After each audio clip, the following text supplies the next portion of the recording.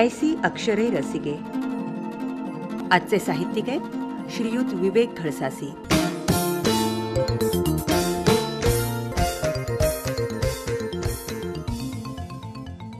अमृतवक्ता आणि पत्रकार म्हणून श्री विवेक घळसासी यांची ओळख संपूर्ण महाराष्ट्राला आहे.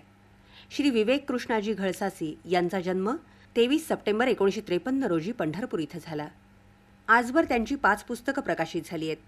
यामध्ये रेघोट्या हा कविता संग्रह, मज फूल ही ऋतावे ही दीर्घांकिका, नित्य निरूपण हा श्री ज्ञानेश्वरीवरील विविध लेखांचा संग्रह, समान नागरी कायदा आणि राष्ट्रवाद तसंच भारतीय राष्ट्रवादाची कल्पना ही अनुवादित पुस्तकं यांचा समावेश आहे.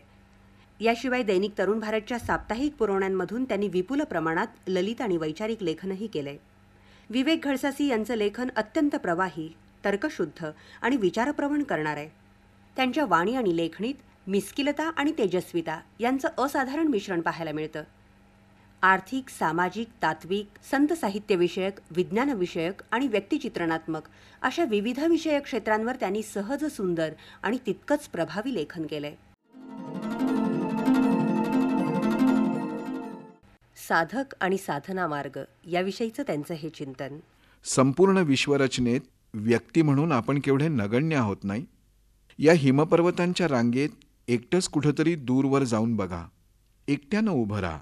केवढं विशाल, केवढं व्यापक, केवढं अथांग.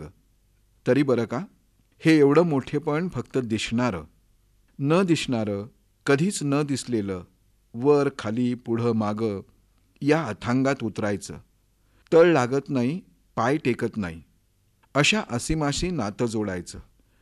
ज्ञान, ध्यान, कर्म, उपासना हे सारं यासाठीच आहे. विराट बघायचं ते विराट व्हायसाठी. क्षुद्रतेत अशांती आहे, विराटामध्ये शांती आहे. ही शांतीच आपल्याला मिळवायची आहे. साधना याचसाठी करायची. माझं ध्यान संपून मी डोळे उघडले. काहीच दिसत नव्हतं. काही दिसत नव्हतं तेव्हा मी ध्यानाला बसलो होतो. आज मी विलक्षण शांतीचा अनुभव घेतलाय. अशी शांती मी पूर्वी कधीच अनुभवली नव्हती.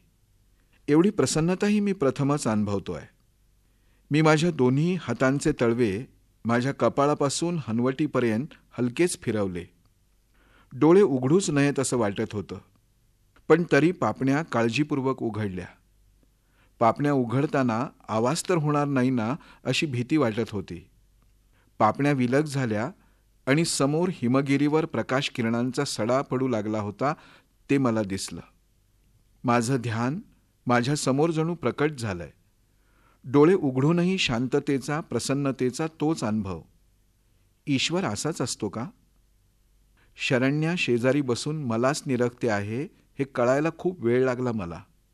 माझ्या लक्षात येताच ती म्हणाली, सांगू, सूर्याची ही पहिली किरणं तुमच्या मुखमंडलावर पाहता पाहता मला वाटलं हा हिमगिरी आणि तुम्ही यात अद्वैत आहे. तो जसा उजळतोय तसेच तुम्हीही. तुम्हाला असं पाहताना मी जो अनुभव घेतला त्याचं वर्णन नाही करता येत. मला गुरुजींची आठवण झाली. त्यांना अपेक्षित दृश्याचे सामग्र्य शरण्याच्या बोलण्यातून स्पष्ट होतं. शरण्या मला सरोवरासारखी दिसू लागली. हे कसलं उघड ध्यान. सृष्टीच्या, चराचराच्या समग्रतेचा, एका प्रभावी अद्वैताचा मी तीव्र अनुभव घेत होतो. पुढं ती जाणीवही संपली. उरलं अस्तित्व, शांत, सुंदर, शिव आणि सत्य, परमसत्य. अन शब्द संपूनच गेले कायमचे. विवेक घळसासी यांची सर्वदूर ख्याती पसरली ती त्यांच्या प्रभावी वक्तृत्वामुळं. श्रीमद भगवद्गीता, श्री ज्ञानेश्वरी, श्री तुकाराम गाथा, श्री नामदेव गाथा आणि सकल संत साहित्यावरील त्यांची प्रबोधनमाला म्हणजे एक वाग्यज्ञच आहे.